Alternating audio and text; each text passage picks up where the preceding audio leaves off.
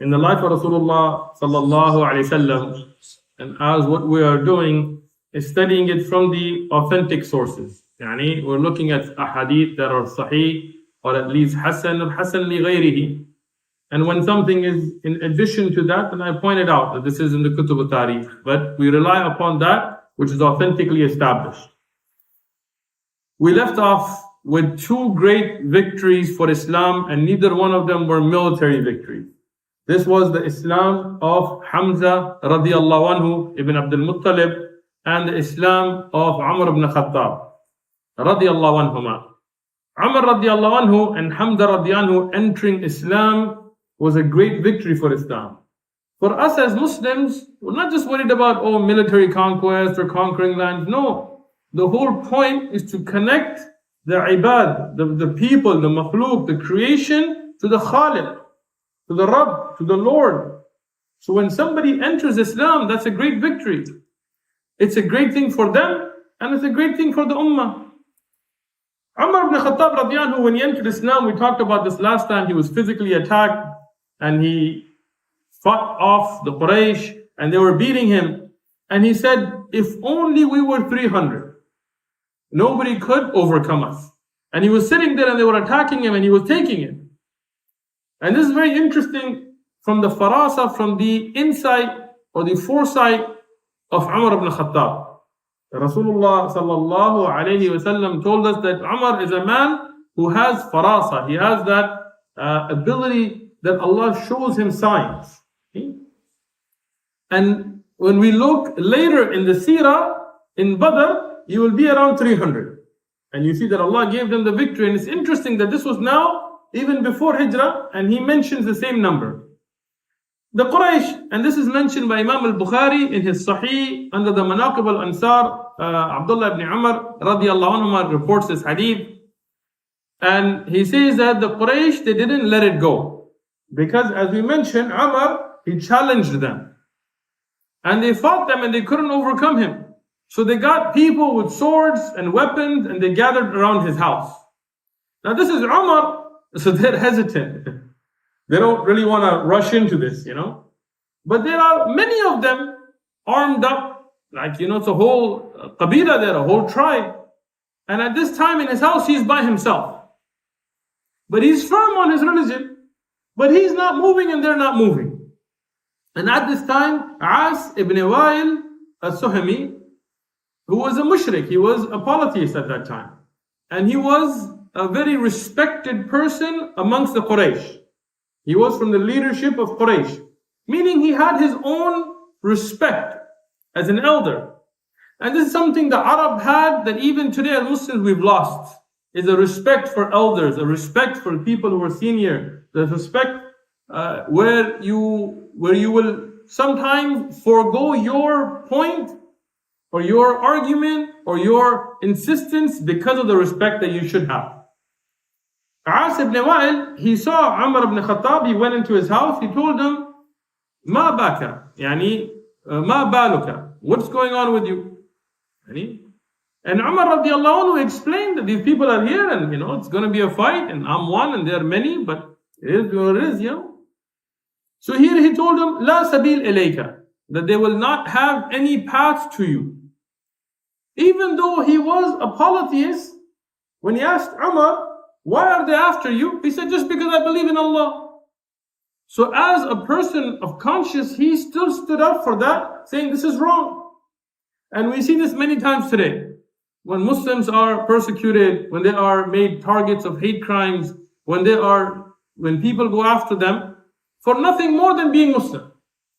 And most of these hate crimes are against sisters. They're against women. You look at the statistics, they're not attacking strong men that can fight back. They'll see a woman in hijab, minding her business, covered up. A woman of piety and they will try to take advantage to attack somebody like that in a cowardly way. And many non-Muslims will stand up against that because they know that's wrong. And here, Al-As ibn Wa'il, he went out to the people and he told them, Aina yuridun, which actually means, like technically would mean, where are you wanting? But it's a way of saying that where are you going? What do you want? And they replied, يعني يريد هذا الرجل, يعني this man, Ibn al-Khattab. They didn't even call him Umar, يعني they called him Ibn al-Khattab. الذي سبأ, يعني the one who has become a Sabi. What is a Sabi? Saba, they would use it as somebody who became Muslim. When you became Muslim, alhamdulillah, aslamna. We submit ourselves to our Creator. But the people of Kufr, they always want to give their own titles to you. And you'll be a Muslim, but they'll call you an extremist, even though you're not doing anything extreme. You're praying, you're fasting, you're living your life as a productive citizen. No, they're extreme. Why? What extreme? You get a Muslim who just minds their business, prays his prayers, go to the masjid, women who wear their hijab, they don't steal, they don't lie, they don't kill, they're living as very productive citizens, and people have this campaign, no, we have to get rid of them. Why? Because when you know that the truth is there, you have to make up some falsehood to accuse with. Right? Today you will want to follow the Quran and Sunnah. You're not a part of any hizb, any group, any sect. You want to follow what's right from what is revealed in the Quran, what is established in Sahih Ahadith, what the Sahaba and the Salaf were upon. What would they call you? Wahhabi. What's a Wahhabi? There's no such thing. They're just a made-up term. They just make up a term. Yani some people call themselves Sufi. They say, I'm a Sufi Muslim. Some people call themselves Ahmadis or Ismailis or this or that. You'll never see anybody go around saying, I'm a Wahhabi. No, those people want to split. I'm a Shia Muslim, I'm a this Muslim. They want to hyphenate Islam. But we say we are Muslim, alhamdulillah. But when you want to stick to what's right, they have to throw a label on you. And at that time, they had the label, and at this time, we have a label. Until the day of judgment, the tricks of shaitan are the same. So what did As ibn Wa'il said? La sabil ilayhi. You have no path to him. I grant him protection. And this was something in the time of Jahiliyyah, and this is something in Islam. In Islam, we have this, where somebody will grant protection to somebody else. And the Muslim, even a woman, and we study this later in the seerah when the daughter of Rasulullah sallallahu alaihi wasallam granted protection to her husband who was at the time a mushrik when he was coming. When a Muslim grants protection, the Muslims have to honor that. And the Arab, before Islam even, they had this good characteristic that they honored that. So even though they were there with their swords ready to kill Umar, when a non-Muslim, As ibn Wa'il, but he was respected, an elder, he said, I grant him protection. They didn't say, well, we'll take you on too. No, they had that respect, they backed off. Umar ibn Khattab radiyan now, he is a strong force for the Muslims. Hamza radiyan who is with them. And the da'wah, the calling towards the oneness of Allah, calling people not to bury their daughters, not to oppress the weak, not to take advantage of foreigners, not to be cruel to the poor, not to do all of the things that the people of Jahiliyyah used to do. This da'wah became strong. Not to worship idols, to worship none but Allah. Here now this da'wah is strong, and with Hamza and Umar radiallahu anhuma, it became a very strong movement. Here we see that Umar ibn Khattab radiallahu anhu, from his fadail, Rasulullah sallallahu alayhi wasallam said, and this is later, I'm just mentioning it here, إِنَّ اللَّهَ جَعَلَ الْحَقَّ عَلَى لِسَانِ عُمَرَ وَقَلْبِهِ وَهُوَ فَارُوقٌ فَرَّقَ اللَّهُ بِهِ بَيْنَ الْحَقِّ وَالْبَاطِلِ. What a beautiful hadith. Rasulullah sallallahu alayhi wasallam said, verily Allah has put the truth upon the tongue of Umar, Sahih hadith, and upon his heart. And those who disrespect Umar ibn Khattab, they should go back and read the words of Nabi alayhi salatu wasalam. What did the Prophet alayhi salatu wasalam, authentic narration, right, using weak narrations, say about Umar radiallahu anhu, and what the people try to fabricate. Right? This is an insult to Allah and His Prophet. When you speak ill about somebody beloved to Allah and His Prophet, as Abu Bakr and Umar and Uthman and Ali and Hassan and Hussein, Ibn Abbas radiallahu anhum, they were all beloved to Allah. That's why we as Ahlul Sunnah wal Jama'ah, we love all of them. We don't disrespect any of them. But some of the people with diseases in their hearts, they They'll accept something from the same chain of narrators and they'll reject it from the same chain, just for their own political or ta'assubi, their partisanship. Rasulullah sallallahu alaihi wasallam said about Umar radiallahu that Allah has put the truth upon his tongue and upon his heart, and he is al-Faruq. He is the one that separates between farraq Allah with him separates between the haqq, the truth, and batil, falsehood. So even today, based on this hadith, one of the shuyukh that I used to study with, he said something beautiful. He said, if you want to know if somebody is a person of haqq or batil, ask him about Umar ibn Khattab. Because Allah will separate between haqq and batil with him from the hadith. So if he speaks ill of Umar, then you know what he is upon. And if he speaks well of Umar, then this is an indication that he's upon the haqq. Rasulullah sallallahu alayhi wasallam, he gave many fadail of Umar, which I'm not going to go into deep here, but I'll just mention one.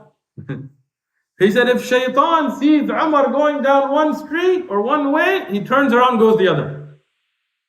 This is the iman of a man that even Iblis, shaitan, was afraid of him. Now, this is the 6th year of Hijri, of Nabuwah, of prophethood, and Hamza ibn Abdul Muttalib and Umar radiallahu anhu, they are Muslims. And at this time, the Quraysh are seeing the da'wah grow. And this is the polytheists of Mecca. They cannot stand to see Islam spreading. So they're trying to figure out what should we do. So one of them, Utbah ibn Rabi'ah, and he was a very intelligent man, another leader amongst the Quraysh. The Quraysh didn't have a king. Right? They had people who were chiefs amongst them, people who were leaders. And then they would have one person that they would kind of gather around. Abu Talib is that right now. And we'll talk about after his death. But they had many respected elders, leaders in the Quraysh. And they were polytheists, but they had that respect. And he was one of them. So he told the Quraysh, they were sitting by the Kaaba. And this is one of the things about the Quraysh, because they would have certain trade, like they would go on a trip to Sham, to Syria, this Levant area, and then they would go trips to Yemen. But other than that, they would kind of be sitting around and they would be wasting time. And this is the problem with idle hands and idle minds. It brings evil. And that's why it's always good to be busy with good. Because when you're busy doing good, then your mind doesn't wander. Huh? Sometimes we get tired of being busy, then we read these things, we say, Alhamdulillah, Allah made us busy. Utbah ibn Rabi', he told the Quraysh that, look, this is a problem, why don't you let me deal with it? And this narration, it's mentioned by Ibn Ishaq, Ibn Hisham, Dalal al-Nabuwah of al-Bayhaqi, it's also graded as Sahih by Shaykh al-Albani in Jami al-Sahih, and in the Mukhtasar of Dalal al-Nabuwah, in Sahih al-Nabuwah, it's also considered to be authentic. Bidayah al-Nihaya and Sir al-Nabuwah of Ibn Kathir. Ibn Kathir is mentioned in both of the books and authenticated it. So here, he tells them that, what do you think that I should go talk to Muhammad alayhi salatu salam? And what I will do is I will convince him that he leaves us alone and we leave him alone. Right? So what is the proposition now? That he doesn't speak to us about Islam, he does his thing, and we'll do our own thing, we won't attack him. Now this is very interesting, because I always like to connect the seerah with us today. Because we should take a lesson from it, from the life of the best. And this is what we see today. When you come with the haqq, when you come with the truth, the first thing is you're totally wrong. You are wrong. This is something new. When we bring something from the Quran, Hadith, Allah said this. Oh, no. But our ulama didn't know this. Our madhab didn't know this. Our elders didn't know this. You came with something new. We've been doing this for so long. Or, you're dividing this. It's a new religion. You're a Wahhabi. Never seen this before. No, just stick to your old deen as it was. Even though that's not the original. It's the bid'ah, it's the innovation. But they say, no, this is what we're going to stick to. You can bring Quran, Hadith, you're totally wrong. That's the first. And when they see you cannot stop it, when they see the truth is growing, then what is the next? And this is the same thing Quraysh did. The next is, You are right, but we are right and our way is better. Huh? You are right, but this is mansukh. Where is the nasikh? Don't get into all that, right? Yeah, you can make it a Rafal you cannot make it a Rafal but Rasulullah left it. Where is the hadith he left it? We can show you a hadith to the last year of his life, he was doing it. No, you're right, we're right, but we're better. This is the next. And when they see that that's not stopping, then we get to, okay, you can do it, and we can do our way, but our way will unite and yours will divide. Why? Why don't we unite on the haqq? And it's something interesting. Leave it for unity. Why don't you leave your bid'ah for unity? Why don't you accept the sunnah for unity? Why do you want us to accept bid'ah? Why do you want us to leave the haqq for unity? Why don't you be united upon the truth? The next. Okay, yours is better, but it's something new. I can't leave. And this is what we see with a lot of da'wah. When we speak to a lot of non-Muslims, you'll see that sometimes they'll tell you, yes, the Bible has problems. Yes, the Quran is true. Yes, the miracles are there. Yes, I believe.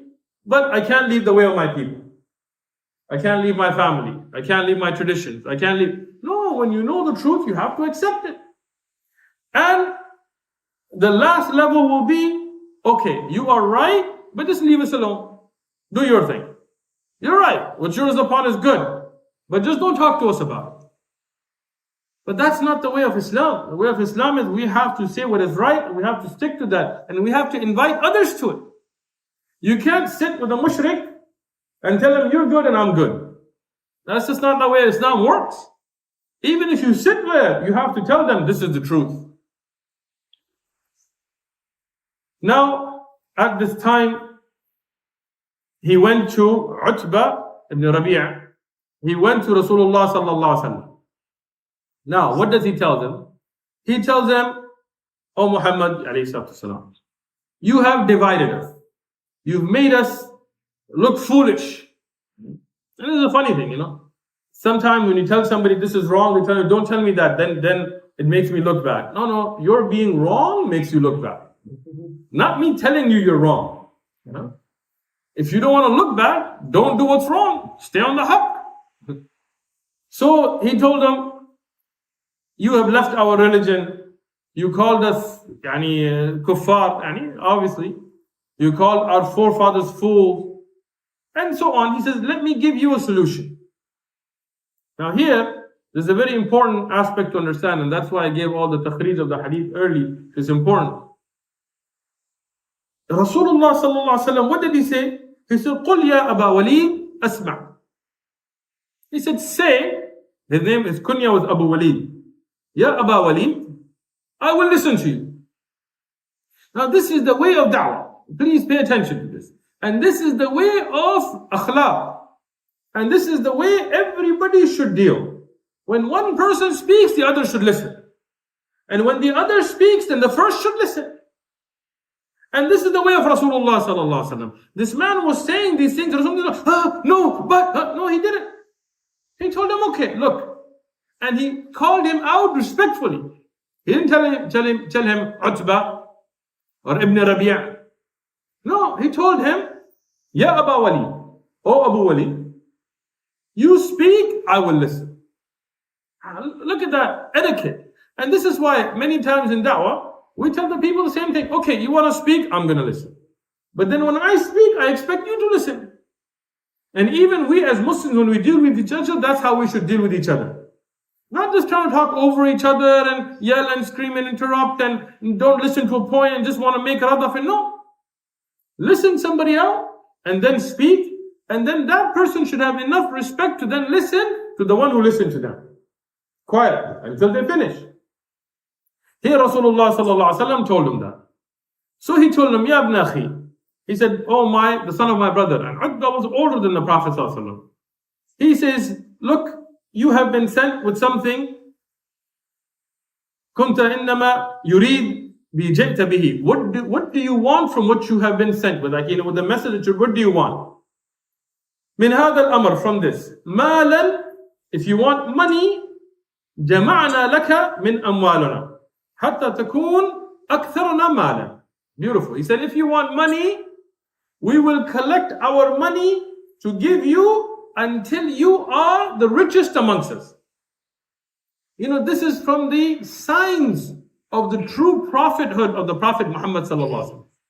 That if he wanted money, you know, people who are false prophets, you will see that they want something of the worldly life from it. Huh? You know, there was a guy named Rajneesh. I don't know if you guys know who he is. Huh? He was this Hindu guy in the US. And he wanted to free people of their worldly possessions. So he gathered them and he took their worldly possessions from them. And you can look this up. This is not me. You're people who have internet access. You can Google it. Huh? He had the largest Rolls Royce collection in the world. Wow, that's some zuhud, man. That is some no love for the world there. Yes, if you have worldly possessions, give them to me. So you can be free from them and I can take them, right? This is the falseness of their da'wah. I'm not even going to get into the orgies and all that stuff. We'll leave all that because we're going to keep it G-rated here. And he said, now Rasulullah didn't respond to him. He let him finish. He said, if you want sharf, وَإِن كُنْتَ تُرِيد بِهِ الشَّرْفِ, we will, if you want sharf, if you want honor, we will make you the ashraf baynana. We'll make you the most honored. Like if you want respect of the people, we will make people respect you the most. وَإِن كُنْتَ تُرِيد بِهِ مُلْكًا, and if you want power, dominion, if you want the government, then we will give you the government. We'll make you our king. Now this is a very important, again, always tie the seerah to us today and take a lesson from it. There are groups like Al-Ikhwan al-Muslimin and Hizb al-Tahrir and other groups like this that want to invite towards Islam, but what do they say? They say that for us to establish Islam, we have to take over governments. That's what we have to do. No matter if you sacrifice the Sharia, if you sacrifice certain ahkam, beard, shaking hands women, you know, all of that stuff, they don't care. They say that if you want to establish Islam, then what do you have to do? You have to take over the government. Right? But if that was the way, then Rasulullah sallallahu alaihi wasallam could have done it right there. He would have told them, okay, make me the king. And then he would have forced Islam on them. But Islam is not forced down on people. Islam starts in the hearts. It has to come from the tongue and in actions. So the Prophet ﷺ didn't take that path. He didn't accept that. And he said, and he continued, he said, look, if you have a jinn on you, we'll get somebody to cure you. If this is some kind of a disease, then we'll take care of that as well. We'll get somebody to help you. So he continued, حتى إذا فرغ عتبة ورسول الله صلى الله عليه وسلم يستمع منه, until he finished. Rasulullah didn't interrupt him. Until he finished, Rasulullah kept listening. And then when he finished, he said, Ya Aba Walid. He said, have you finished? Did you complete? He said, now. He said, Fasma' minni. So then listen. And then he recited ayat of Quran from Fussilat. Subhanallah, look at the beautiful da'wah of Rasulullah sallallahu alaihi wasallam. He told them, A'udhu billahi minash shaitanir rajim, Bismillah ar-Rahman ar-Rahim, Hamim, Tanzilun min ar-Rahman ar-Rahim. He started to recite the ayat of Quran until he got to the story of Thamud. Until he got to the ayat about Thamud. Here, Utbah put his hand on the mouth of Rasulullah sallallahu alaihi wasallam to make him stop. Because the Arab, they were well acquainted with the Arabic language. It's very important. And they knew the Prophet Muhammad sallallahu alaihi wasallam was not a poet. They knew him, he grew up with them. And they knew he had never written a poem. And they knew he couldn't read or write. And they knew he was not somebody known for poetry or eloquence in speech or any of this. So when they heard the Quran, they knew this was not from the Prophet Muhammad sallallahu alaihi wasallam. They knew it. And that's why when the Quran challenged them, bring something like it, they couldn't meet it. A chapter like it, couldn't do it. 10 verses, couldn't do it. So here, when he heard about the destruction of Thamud, he realized that if we don't accept this message, Allah will destroy us. So he stopped the Prophet ﷺ from continuing. And he became scared. And he knew that the Prophet ﷺ was a true prophet, and this was from Allah, and it was a warning. So he went back to the Quraysh and he said, look, I'm telling you guys, either you should accept this message or leave him alone, because if you mess with this man, we will be destroyed. Like, look at this, he's a mushrik, but he realizes that what he has heard is the truth, and to go against it is to bring the destruction of Allah. And remember, Allah is Halim. You know what Hilm is? Slow to anger. Sometimes people come at you and they'll curse the Quran, they'll curse things like this, they'll speak ill, they'll say, where's the destruction? Allah doesn't work like that. He lets you do your thing. Thamud, for years, they continued. Fir'aun, he continued. Quraysh, they continued. But when the adab of Allah comes, there is no saving yourself from it. Look at the Qawm of Lut. Look at Thamud. Look at Ad. Look at the Aqwam in the past, the nations like Fir'aun. And what happened to him? So never, ever challenge the haqq, the truth. Because even if it doesn't come right away, when it comes, you will have no power against it. Then he said, إِنِّي قَدْ سَمِعْتُ قَوْلًا وَاللَّهِ مَا سَمِعْتُ مِثْلُهُ قَدْ وَاللَّهِ مَا بِشِعْرٍ وَمَا بِالسِّحْرٍ وَمَا بِالْكَاهِنٍ. He said, verily I have heard a statement that I swear by Allah. The Quraysh, they knew the word Allah. He said, I swear by Allah, I've never heard anything like it before. And it is not a poet. It's not a poem. And it's not magic. And it's not fortune telling. Or, people who try to figure out the future and deal with jinn. It's none of that. Because he has said, I have heard things like that. And this was something unique. Now, even though in the Quraysh, they realized this, but they became upset. They told him, you've been enticed. He messed you up. So he told them, look, leave him alone. Let the other tribes deal with him. If he is defeated by them, then you'll be done with him. And if he's victorious and he's from your people, his victory is your people, your victory. But the Quraysh, they said no. They said, he has done magic on you and we're going to kill him. This is the problem. The Quraysh didn't realize what a blessing they had. They had amongst them the best of mankind, the last of the prophets. Those that believed in him and supported him, at that time they went through hardships, but look at the ajr, the reward, and the martaba, the status that Allah gave them, like Abu Bakr and Umar and Uthman and Ali and Aisha radiallahu anhu.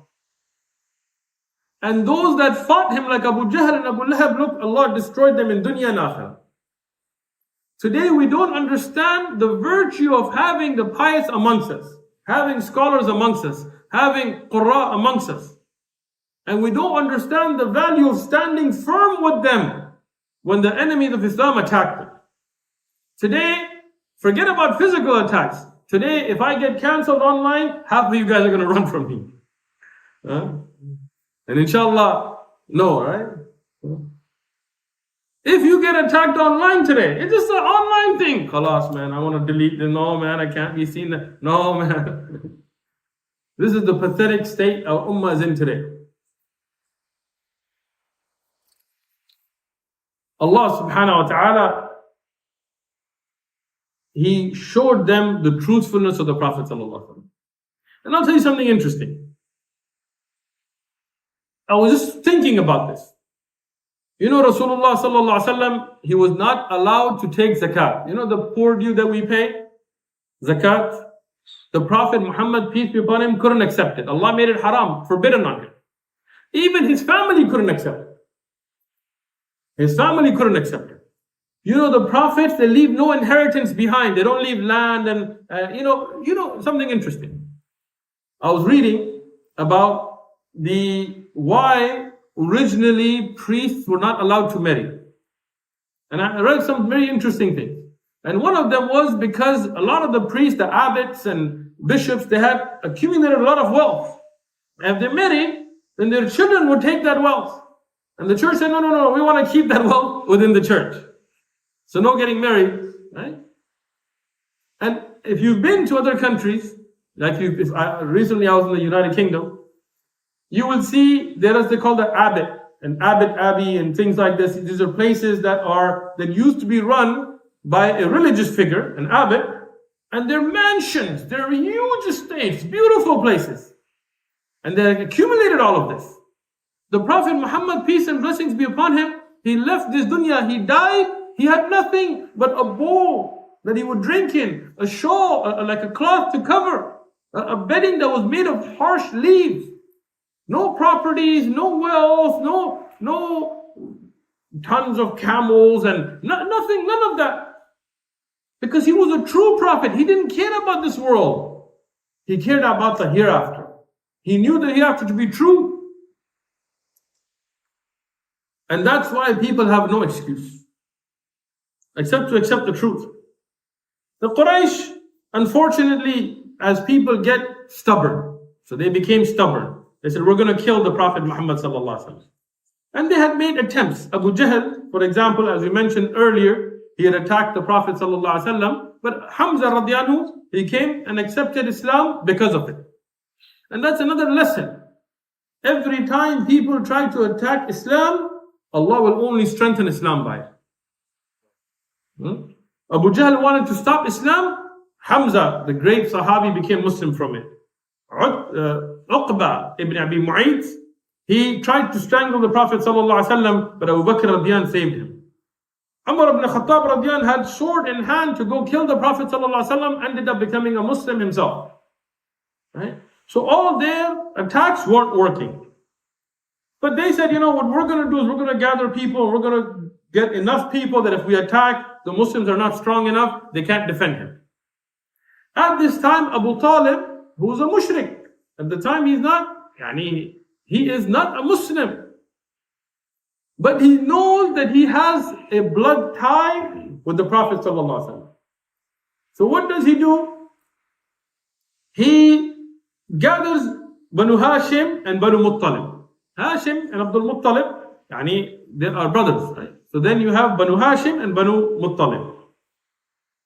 Here he gathers them, his tribe, his people, and he tells them we have to have ghira, we have to have an honor for our people. Now this is a sad thing. He didn't do it for the sake of Allah. He didn't say this is the messenger of Allah and for the sake of Allah we're going to defend him. Yeah? He did it for nationalism, for tribalism. And that's why anything done for nationalism and tribalism is useless. There's no reward with Allah. If you do it because I'm Darood, because I'm Hawiya, because I'm Pashtun, because I'm this, because I'm Hung, because I'm this tribe or that tribe, no benefit in it. If you do something, you have to do it for the sake of Allah. Our people are not people who share the same skin color with us. Our people are not people who speak our people are people of Iman, the people of faith. And that is the bond that keeps us together, is La ilaha illallah. Abdul Muttalib, he gathered them and he told them, look, we're going to stand and we're going to defend Muhammad alayhi salatu salam because he's from our tribe. And those that were Muslim, of course, they were standing, and those that were mushrik, and that was the majority, they said, yes, we will stand with you because of the tribal alliances. Except for Abu Lahab. Abu Lahab said, I'm out. I'm going to join the others. And he even betrayed the bond of kinship for it. Now, at this time, the Quraysh, the majority of them, they came together to try to attack Rasulullah sallallahu alayhi wasallam. But they realized that they couldn't do anything. They had Rasulullah sallallahu alayhi wasallam, at that time had Abu Talib and Banu Hashim and Banu Muttalib, and he had with him Umar and Hamza and the other Sahaba, Uthman and Abu Bakr, Ali radiallahu anhum. So they decided we're going to do something else. They got a man named Ba'ib, and Baghid, Bughd is hatefulness. Bughd, when you have Bughd, it's when you have that that filthy hate in your heart. And his name was Baghid. And this is interesting. Ibn Amir, Ibn Hashim. And they told him to write a contract. Now, some of you, because of the lack of your research, you're going to go look up a book that said his name was Mansur ibn Ikrama or another Ibn Harith, and you're going to be like, I got you. Relax. Go read Zadul Ma'ad ibn al-Qayyim. He discusses all of these narrations and he says what is sahih, what is correct, as this was Baghil ibn Amir ibn Hashim.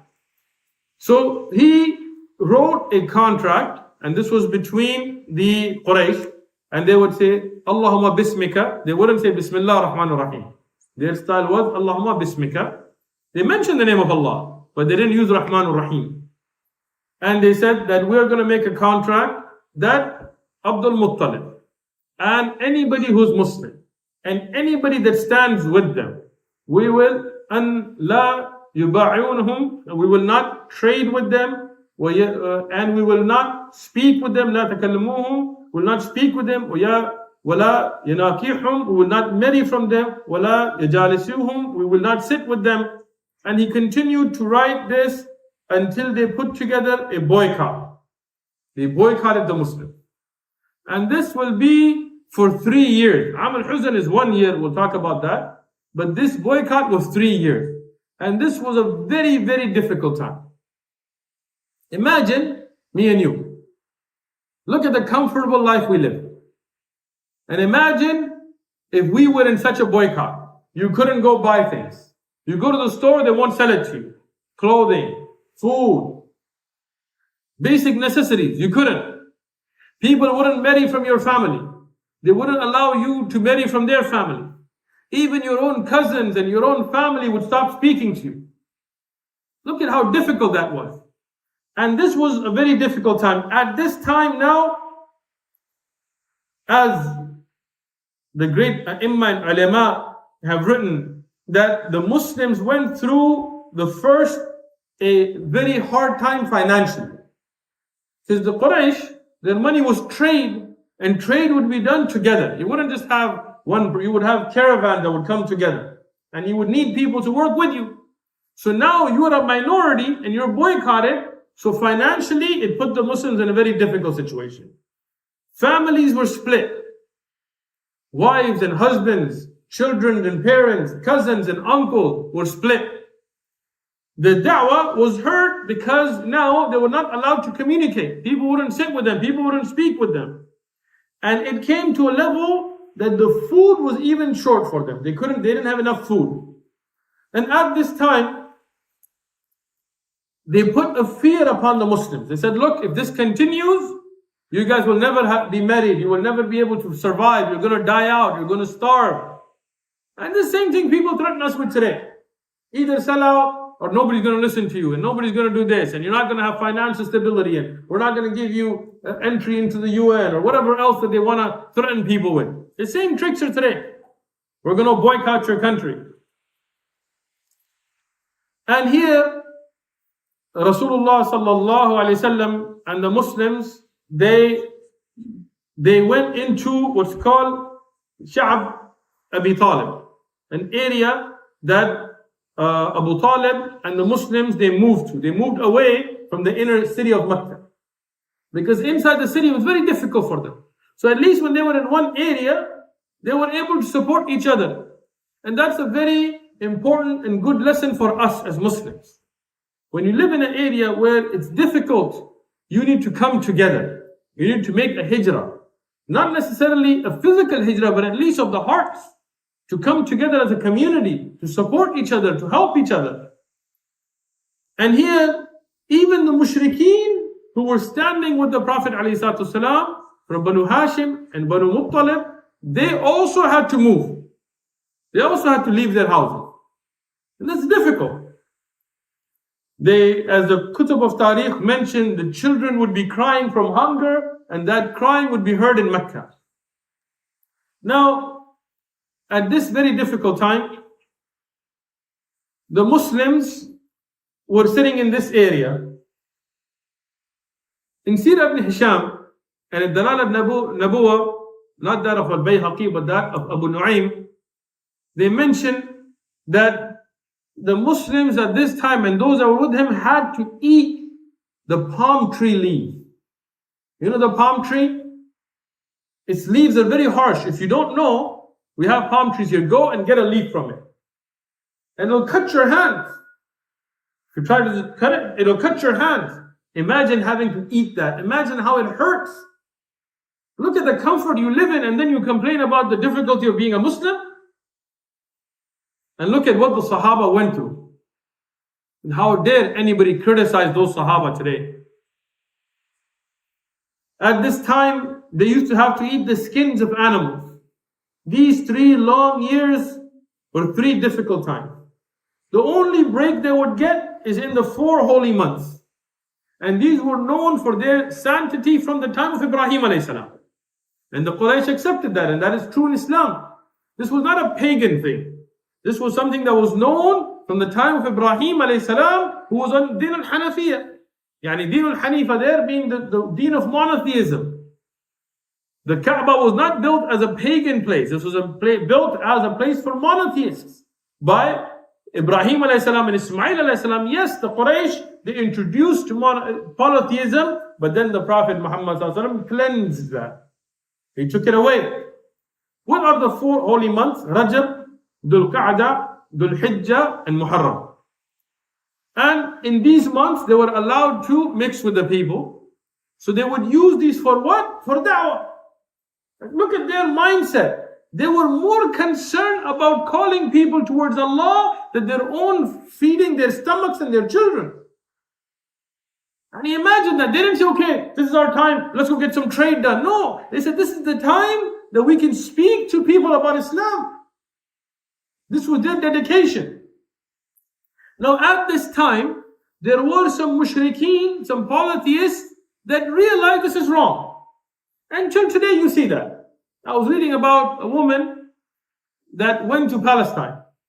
And she saw the dhulm, the oppression that was going on by the Israeli government. And she was not a Muslim. And she stood up against that. And she was killed. The Israeli government used a bulldozer to kill her. American citizen. But our government didn't care. No act of terrorism, no murder, nothing. But you look at a woman who's not a Muslim, but she realizes that this is wrong. This is oppression. And at that time, Hakim ibn Hizam, later he becomes a Muslim, by the way. I looked up his tariq. Later he becomes a Muslim. But at that time, he was not a Muslim. And he was somebody very special. He was born in the Kaaba. And this is one thing very unique about him. And he was the nephew of Khadija radiallahu anha. Of Khadija, the wife of the Prophet sallallahu alaihi wasallam. And he saw that this is wrong. So he would secretly take food and goods to the Muslims. And Abu Jahl, because he was ghalid, he was a very filthy kafir. What he would do, now Hakim is a kafir here as well, but he has that understanding of right and wrong, and that's why Allah guides him. Abu Jahl is a kafir, but he's ghalid, so he's never guided. He dies on kufr. Abu Jahl sees him. He's always looking out who's going to that area, what are they taking, what are they not. He sees him, he attacks him, and they fight. And Hakim ibn Hizam tells him, what you're doing is wrong. These are our relatives, they're good people. They're not doing anything wrong. Why are we oppressing them? Here, there is another group. And these are all mushrikeen at that time. One of them, Hisham ibn Amir, he felt bad for what's going on, and he went to Zuhair ibn Abi Umayyah, and he told him, look, what do you think about what's going on? And this is from his hikmah, his wisdom. He didn't just tell him, let's go help him. He told him, what do you think? What do you think about our relatives being tortured and boycotted and going through this hardship for not doing anything wrong? And here, Zuhair, he tells him this is wrong.